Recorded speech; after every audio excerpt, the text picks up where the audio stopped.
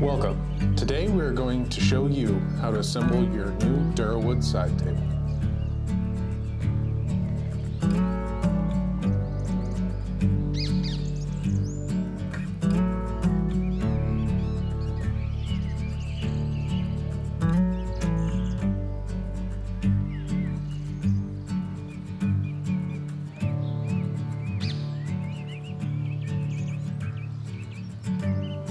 Step 1. Use two 2-inch screws to attach the rear spreader bar to the rear legs.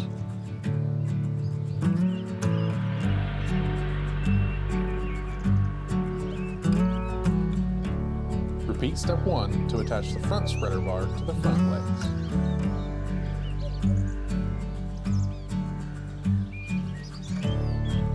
Step 2.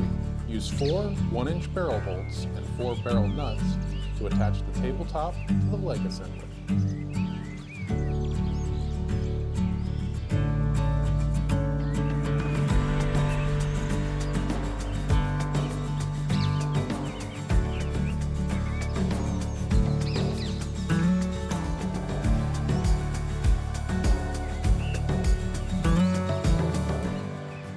Step 3. Relax.